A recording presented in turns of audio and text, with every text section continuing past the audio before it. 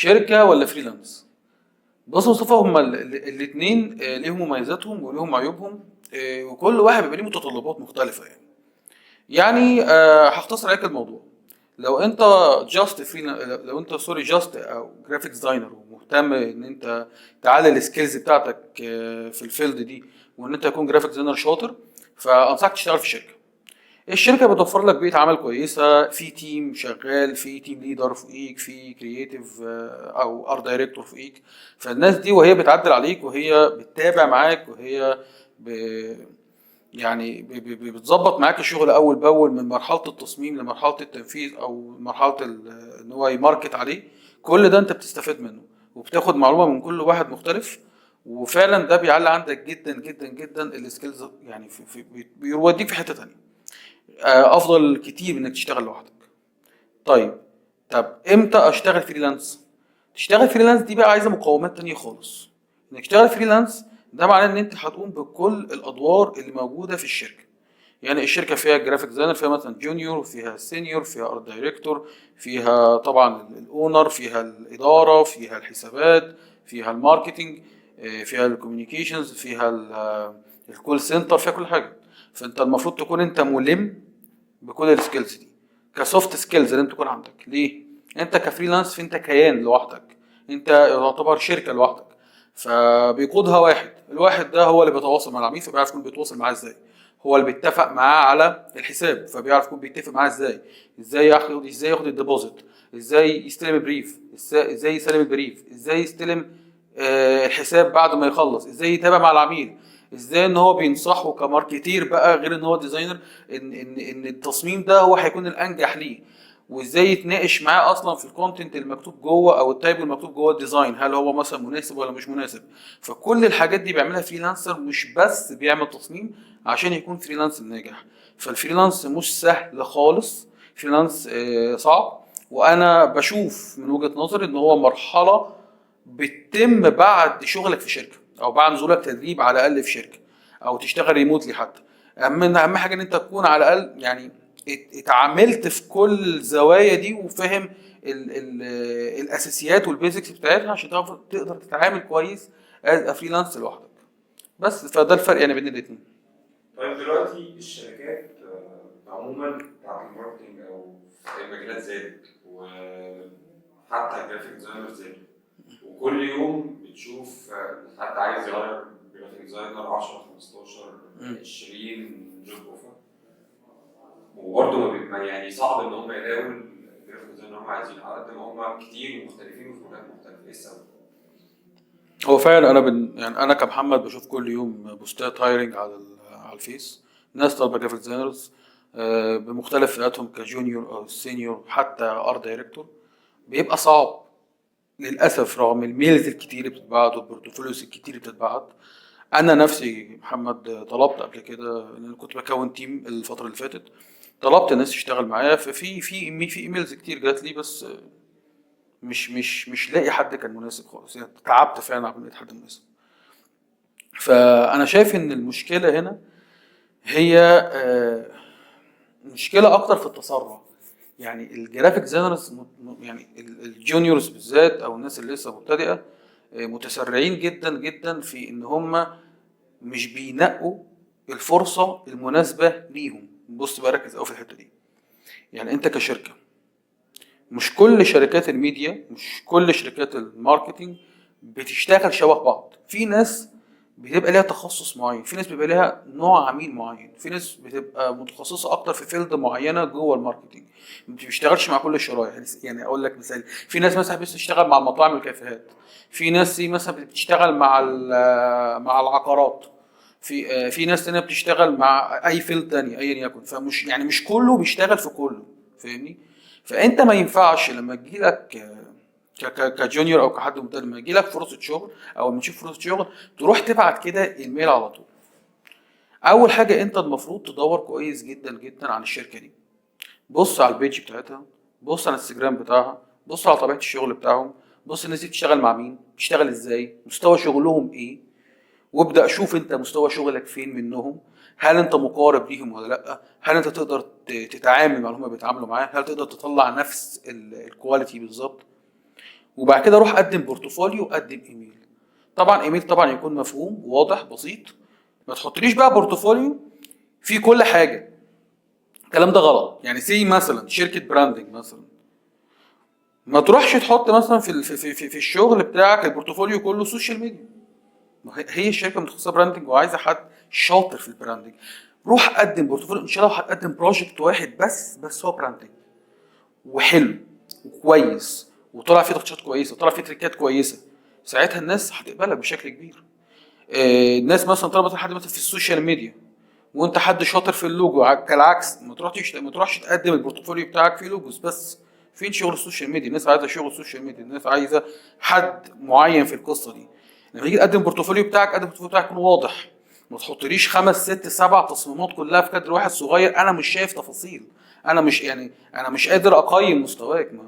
يعني ما تقدمش بورتفوليو شكله حلو، قدم شغل كويس يتشاف. اول ما بشوفه لمده 5 6 ثواني 7 ثواني اتشبعت، فهمت خلاص خبرتك انت شاطر في ايه، وهل انت فعلا هتقدر تفيدني ولا لا. ويستحسن وانت بتقدم البورتفوليو للشركه قدم حاجه شبيهه باللي هم بيقدموها للعميل بتاعهم. يعني لو الناس دي مثلا شغاله في العقارات، فانت قدم في البورتفوليو شغل فيه شغل عقارات، حتى لو انت مش عامله قبل كده. لو انت مهتم بالوظيفه دي، اعمل بروجكت كويس مناسب ومشابه للي هم بيشتغلوا عليه وقدمه لهم. فرصتك في ان انت تشتغل معاهم هتبقى عاليه جدا جدا جدا. الميل اللي انت بتعمله اهتم جدا جدا بالاتيتيود بتاعك وانت بتكتب. الاتيتيود بتاعك في الكلام، الاتيتيود بتاعك في الميل بيبقى هو المفتاح الاول لشخصيتك. واي شركه يهمها جدا الكالتشر اللي انت هتقدمها لها. يعني انت مش مجرد جاي تقدم ديزاينز، لازم تكون شخصيه معينه، كالتشر معين، اتيتيود معين، عشان برضو يحسوا ان هم واخدين حد منهم، حد هيضيف للشركه، مش الشركه بس اللي هتضيف له. فنركز بس، مهم جدا على النقطتين دول علشان فرص الشغل تبقى اكتر، لكن ما يبقاش فيه 50 70 100 ميل وفي الاخر كلهم يكونوا كلهم مرفوضين او مش مناسبين بس. طيب ازاي اقدر احط سعر للشغل؟ بص، اسهل طريقه تسعر بيها شغلك لو انت مش عارف تسعر خالص، هو انا من وجهة نظري يعني ان انت تشوف الاول مستواك فين. يعني مثلا انت بتشتغل في فيلد معينه، فانت متابع احسن حد في الحته دي، متابع الناس المتوسطه في الحته دي، متابع الناس اللي زيك في الحته دي. فانت ابتدي تشوف متوسط الاسعار عند الناس دي ايه. يعني في ناس مثلا ساعات بتخش لي تقول لي يا هندسه اسعار دي بكام، فانا ساعتها بقول له ابعت لي شغلك، فبشوف شغله وبشوف المستوى اللي هو فيه ايه، وبشوف متوسط الاسعار في السوق ايه، ونبدا نقيم على هذا الاساس. يعني انت مثلا بافتراضا مثلا في مثلا تصميم بيتعمل مثلا ب 100 جنيه، وفي ناس تانية بتعمله ب 500، هو نفس التصميم، هو نفس المطلوب، هو نفس كل حاجه. الفرق هنا في ايه؟ الفرق هنا في سمعه، في بوزيشن، في كواليتي طبعا، تصميم وخبره وحاجه انا بقدمها للزبون بتاعي. فساعتها انت بتقيم مستواك كخبره، بتقيم مستواك كسكيلز، وبتحط السعر اللي يخليك تنافس وتاخد الشغل، وفي نفس الوقت ما يخليكش عالي جدا. فالناس الاعلى منك يبقوا هم اقرب ان هم ياخدوه، وما يكونش برضو قليل جدا فتظلم نفسك. يعني دايما حوار التسعير ده تخلي فيه سؤال رايح وجاي بينك وبين الناس اللي انت في الكوميونتي بتاعتهم. كنا قلنا قبل كده في البودكاست اللي فات، في ان اهم من انك تاخد حته التورته، انك تهتم بالطريق وانت رايح تقعد على المائده. قلنا ان انت تبص كتير وان انت تخش جوه الكوميونتي نفسها. فدي حاجه مهمه، لازم تكون انت جوه الكوميونتي، لازم تكون عارف مين الافضل حد في الحته دي. وانت مش عارف مين افضل حد في حتتك، فانت كده ماشي غلط. لازم تكون عارف ده مين وده مين وده مين، وتتناقش معاهم وتسالهم وتعرف هم شغالين ازاي، تعرف انت مستواك فين، تعرف القاعده بتاعتهم ايه والقاعده بتاعتك ايه. ساعتها هيبقى سهل جدا جدا عليك انك تسعر، لان التصميمات ملهاش اسعار ثابته، ملهاش اسعار معينه. انا ممكن كمحمد هشام بافتراضا مثلا ان انا تصميماتي مش اجمد حاجه، بس انا بقالي سنين في السوق وبقدم حلول كويسه والناس بتحب تتعامل معايا، ممكن يكون سعري عالي لمجرد سمعتي وخبرتي في المجال، مش علشان تصميمي جيد، مش عشان تصميمي حلو، لا، انا عشان في خبره وفي سمعه وفي سوق وفي سنين، هي دي اللي هيئت لي ان انا اعلي سعري وان انا اوصله لحته معينه. ممكن تكون انت لسه بادئ في المجال، موهوب وكويس وتصميماتك ما شاء الله عاليه جدا، بس لسه فقير في الارضيه، فما ينفعش تحط سعر عالي. لا، لازم الاول تحط سعر تنافسي، ده بتعرفه عن طريق المتوسط اللي بينك وبين الكوميونتي اللي انت بتتواصل معاه. بس طيب امتى اقدر لو انا شغال في شركه اسيب الشركه واشتغل فريلانسر، ويعني افتح بقى حاجه ليا يعني عندي بزنس خاص بيا؟ بص، فكره ان انت تعمل اون بزنس لوحدك زي كده، يعني شبيهه شويه لفكره الفريلانسنج. زي ما قلت لك، لازم تكون انت عندك علم بكل تخصص من تخصصات الشركة. الشركة دي بتحتاج مدير، بتحتاج حسابات، وبتحتاج ارت دايركتور، بتحتاج ديزاينرز، بتحتاج ماركتينج. ممكن تكون انت مش اشطر حد في كل حاجة، بس على الاقل عندك خلفية بكل حاجة. لما تيجي تفتح ساعتها اون بزنس لوحدك، هتفتحه لو انت المتاح حاليا، يعني انت الوحيد اللي موجود في الشركة، انت التيم، فتقدر تدير العملية بشكل الى حد ما كويس. لما ربنا يرزق وتبدأ ان انت تنزل حد معاك 2 3، كل واحد في تخصصه، انت فاهم كل واحد بيعمل ايه. هو سبيشاليست عنك، هو ممكن يكون اشطر منك في الحتة اللي انت منزله فيها، لكن انت فاهم هو بيعمل ايه، بتعرف تتواصل معاه، بتعرف تعدل معاه، بتعرف تدير العملية اللي هو بيعملها. خطوة مهمة جدا في انك تنفصل عن الشركة، او انك تنفصل عن التيم اللي انت شغال بيه وتروح تفتح اون بيزنس لوحدك. ما تعملش الحركة دي الا وانت عارف اللويال كلاينت بتاعك قد ايه وبيدخل لك كام. الكلاينت نوعين: ناس احنا بنسميها كده في السوق طياري، يعني بيروحوا ويجوا ومش ثابتين، ممكن يجي يعمل معاك شغلانه عاليه جدا بفلوس كبيره جدا ويطير ما يبقاش موجود تاني. وفي عميل لويال، ده بتاعك انت، ده ولاؤه ليك انت، بتحب يتعامل معاك انت، تعمل معاك سنه واثنين وثلاثه وانت عارف ان الراجل ده قاعد لك. لما بتيجي بتبني الميزانيه بتاعتك وتيجي تبني راس مالك عشان تفتح اون بيزنس، بتدخل العملاء دول جوه الشغل، بتدخلهم جوه راس المال، وبتبتدي انت تقيم هل لو انا انفصلت اللويال كلاينت بتاعي ده هيقدر يدخل لي ربح، ويقدر يدخل لي فلوس تخليني ان انا اصرف ايجارات واصرف رواتب واعيش نفسي واكون كويس ويكون في فرصة كمان للتطوير، ولا انا هبتدي من الصفر فساعتها هصرف كتير جدا جدا على الشغل. ومرحلة البدايات بالذات في الهوم بيزنس مرحلة صرف، بتصرف كتير جدا، فانت لازم يكون في دخل انت ضامن ان هو داخل لك، حتى لو انت مش ناوي تكسب منه بشكل كويس، على الاقل يضمن لك الصرف اللي يخلي البيزنس بتاعك يثبت لمدة سنة واثنين وثلاثة. البيزنس بتاعك بيبتدي يقيم انه بيزنس ناجح ولا لا، او انه هيستمر ولا لا، مش اقل من 3 ل5 سنين. 5 سنين علشان نقول البيزنس ده بيزنس ثابت، بيزنس ناجح، اثبت نفسه في السوق وليه مستقبل. لكن اقل من كده لا، انت لسه بتبتدي، لسه بتصرف، لسه هتخسر ولسه هتقع ولسه هتقوم تاني. عملية ان انت تسيب شغلك عند الناس عشان تشتغل عند نفسك، فهي عملية صعبة جدا، عملية فيها ارهاق شديد، ارهاق نفسي، ارهاق ذهني، حرفيا انت في مليون حاجة انت مش شاغل بالك بيها وانت شغال في شركة او شغال جوه تيم، هتشغل بالك بيها وانت اونر. موضوع كبير لازم يعني تكون مستعد ليه نفسيا قبل ما تكون مستعد ليه ماديا، عشان نقدر نقول ان احنا عندنا قرار ان احنا نسيب الشركه ديت وباذن الله ان شاء الله نفتح اون بزنس لوحدنا. ازاي اقدر اتعامل في جو فيه تنافس في زون المجال بتاعي واظهر فيه بشكل كويس وانا محترف؟ كويس. اي مجال في الدنيا، اي اندستري في الدنيا، عمرها ما هتتطور ولا تتقدم ولا تبقى اعلى ليفل ليها تكسبك وتكسب العميل الا لما يكون في تنافس. لازم يكون في تنافس وتنافس قوي. والمنافسة هنا عشان تكون منافسة حقيقية وتكون منافسة فعلا إيجابية تطلعنا لقدام، لأن الاندستري بتاعتنا في مصر فقيرة بسبب إن التنافس بتاعنا تنافس غلط. احنا بنتنافس، بنقطع في بعض، بنتنافس، بنحط على بعض. بنعيب في بعض.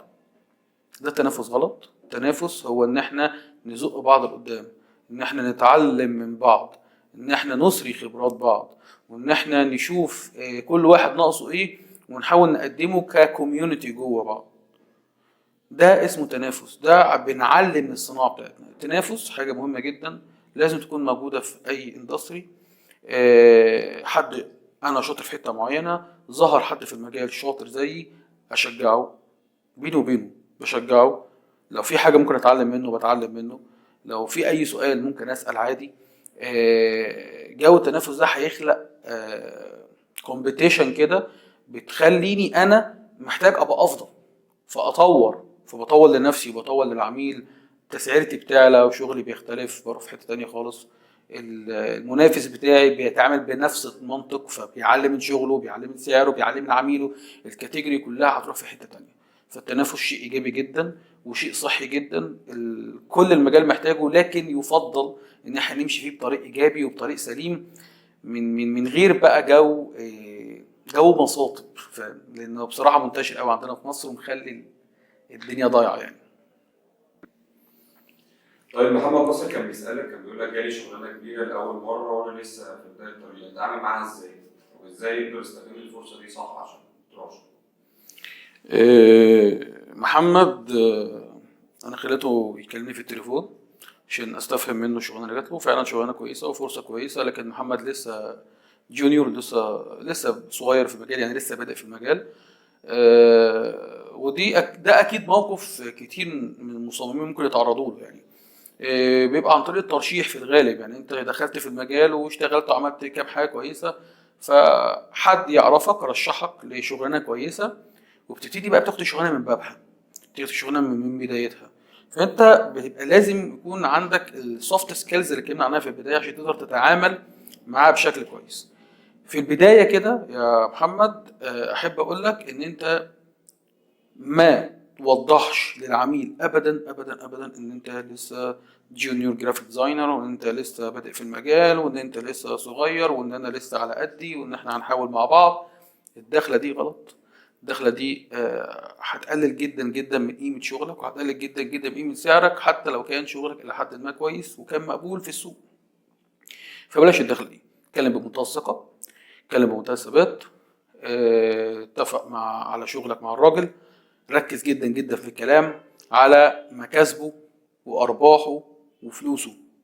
ركز جدا جدا في الكلام على مكاسبه وارباحه وفلوسه. يعني ما تتكلمش لنفسك، اتكلم ليه. رقم 2، اطلب على طول البريف. والبريف خليه يفضل يديك فيه ريفرنس عشان تبص على الريفرنس وتعرف مستوى شغلك فين من الريفرنس، وتعرف ان انت تقدم شغل سريع وكويس. ما تسيبش نفسك لدماغك طالما لسه الموضوع كبير عليك. رقم 3، يفضل ان انت تستشير حد زي ما انت عملت كده وكلمتني. طبعا الكلام طبعا للجميع. حاول انت تستشير حد في الموضوع، حاول ان انت تاخد رأيه في الاتفاق وفي الديزاين.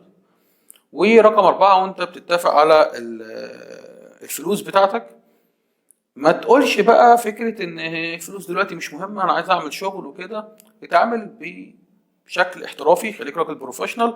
الفلوس اتفاق او بند من ضمن البنود اللي في الاتفاق، لازم تتفق عليها بشكل كويس. لازم تسعر شغلك بشكل معقول. طالما انت عارف ان انت قادر انت تخدمه بشكل المطلوب، خد ديبوزيت على الاقل 50% قبل الشغل. اتفق على بقية الحساب، شوف هتاخده منه امتى. سلم شغلك بمواعيد مظبوطه، وادي لنفسك براح في الشغل، في نفس الوقت يبقى براح معقول. يعني ما تكونش بطيء ولا تكون سريع اوفر. لا، خلي الشغل يمشي في طريق مظبوط، واتفق بشكل كويس. زي ما قلت لك، اهم حاجه ان انت تتكلم بثقه وثبات، وما تبينش خالص خالص لاي عميل مهما كان ان انا لسه على قدي وان انا لسه هبدا معاك. بلاش ابدا ابدا الدخل دي. طالما انت عندك حد ممكن تستشيره، طالما انت فاهم الاساسيات ان انا هتفق على ايه، وفي ريفرنس ببص عليه، وفي بريف مظبوط، وفي مواعيد مظبوطه، اشتغل وسيبها على الله وربنا يوفقك. احمد عماد كان بيسال، كان بيقول ليه لازم اشتغل اللوجو على الالستريتور مش الفوتوشوب، مع ان اهم حاجه للعميل في الاخر النتيجه النهائيه. بص، هو انا هتفق مع احمد على حاجه واختلف معاه في حاجه. هتفق معاك ان التولز مهما كان السوفت وير انت بتشتغل عليه مش مهمه، طالما هتطلع برودكت كويس وهتطلع فكره كويسه هتخدم العميل بتاعك والبيزنس بتاعه، وتخدمك انت كمان كديزاينر في البورتفوليو. لكن ليه اللوجو مهم على الاستريتور؟ الاستريتور بيصدر لك ملف فيكتور، فتقدر تزوم عليه براحتك من غير بدون ما يبكسل. واللوجو نفسه يا مصطفى يعني استخراجاته كتير. يعني اللوجو بيتعمل على شنط، وبيتعمل على يونيفورم، وبيتعمل على ستامب، وبيتعمل إيه، بيخش بقى في بروفايل وكفر. اللوجو ممكن يتعمل حروف بلاستيك، يتعمل يفط شغل 3 دي يعني. فهو ممكن يستهلك في كذا حاجة. فعلشان يكون الملف معاك متاح للاستخدام على كذا حاجة، على جميع بقى مستخرجات المكن، سواء طباعة، سواء قص، سواء تقطيع، سواء أشعة فوق بنفسجية في شغل الاستنبات، أيا يكن، فأنت محتاج ملف يكون مرن معاك، ينفع بجميع الصيغ المختلفة اللي تمشي مع المخرجات بتاعته. فعشان كده الإليستريتور هو التول الأمثل والأفضل إن أنت تطلع عليها لوجو ممتاز وكويس، ينفع ويخدم البيزنس اللي أنت بتشتغله. لكن الفوتوشوب هيحجمك شوية في القصة دي، بس يعني دي كل القصة. طيب احمد سعيد كان بيسالك، بيقول لك يعني هو عموما بشكل عام عاوز معلومات اكتر عن الكتابه على الستريت، اللي هو الكاليجراف او التايبوجرافي. برضه كنا عايزين نعرف الفرق، لان كان في سؤال كان خالد محمد بيسالك ايه اصلا اساسيات التايبوجرافي. أحمد اسمه أحمد. احمد سعيد أحمد سعيد ومين؟ وخالد محمد. أحمد سعيد وخالد. أساسيات الكاليجرافي هي أساسيات كلاسيكية في البداية. يعني لازم تكونوا فاهمين خط عربي، لازم تكون تعرف شكل الحرف بيترسم ازاي على مختلف الخطوط، سواء مثلا لو كنا مثلا عن خط الثلث، كنا عن خط الديواني، كنا عن خط الرقعة، الكوفي، ايا يكن. لازم تكون فاهم رسمة الحرف في كل خط عاملة ازاي، وتدرب نفسك عليها، سواء في اول الكلمة، سواء في وسط الكلمة، سواء في اخر الكلمة. لما تمرن نفسك على نوعية الخطوط دي، وتيجي بعد كده انت تميكس حاجة مع نفسك، وتيجي انت بعد كده تطلع حاجة بدماغك، على الاقل لما تيجي تمزج فبتكون انت فاهم رسمة الحروف اصلا عاملة ازاي. لما تيجي بعد كده ان انت ممكن مثلا احنا نعمل حاجة فري، خط حر، فاحنا الخطوط الحرة اصلا مستنبطة منين؟ من الخطوط الكلاسيكية، من الخطوط اللي هي اصلا ليها قاعدة، لكن احنا على اساسها بنبني خطوط حرة. فعشان تدي لنفسك لمسة حلوة في الكاليجرافي لازم تدرس وتفهم اساسيات وقواعد الخطوط الكلاسيكية بس. طيب يوسف رمزي كان بيسال لو عايز يطور نفسه في مجال الالف. طور نفسك في فنية الطباعة. يعني اعرف الستاندردز، اعرف مقاس الاي 4 ومقاس الاي 3 ومقاس الجاير ومقاس الكامل ومقاس الثمانيات ومقاس التسعات ومقاس الستات. اعرف الاستندرات كويس، اعرف الهوامش اللي بتتساب للبنس، اعرف الكعب بسيب قد ايه، اعرف ان لكل 100 ورقة بيتساب 1 سنتي كعب علشان تعرف تكتب بشكل مظبوط على كعب. تعرف بتاع التجليد اللي بيجلد وراك ده هو بيخيط، ولا هو بيجلد بشر، ولا هو بيجلد كويلز، علشان تعرف تسيب له مسافات كويسة. فدي فنيات طباعة لازم تكون فاهمها كويس جدا. يعني باذن الله ان شاء الله لو في فرصه ان شاء الله ممكن نبقى نتكلم بقى مع بعضي في بودكاست كامل، يعني الموضوع كبير قوي. رقم اتنين، اعرف كل فيلد انت بتشتغل لها ازاي، ولازم يكون في كلاتشر مهمه جوه الفيلد اللي انت بتشتغل لها. بتشتغل مثلا غلاف كيمياء، فانت تعرف الكيمياء دي عباره عن ايه، عناصرها ايه، الصور بتاعتها ايه. بتعرف تشتغل احياء، هتشتغل ايا يكن يعني الماده او الفكره اللي انت بتشتغل لها. ادرسها كويس وذاكرها كويس واعرف العناصر بتاعتها عشان تعرف تطلع في الاخر منتج صحيح. يعني يكاد يكون الكلام اللي بقوله دوت كلام بسيط وكلام مفهوم، لكن والله انا بقوله على اساس اللي انا شفته. يعني انا بشوف ناس ممكن مثلا في غلاف كيمياء يحط حاجه احياء، ممكن مثلا في غلاف عربي الاقيه مثلا حاطط حاجه تاريخيه. غلط.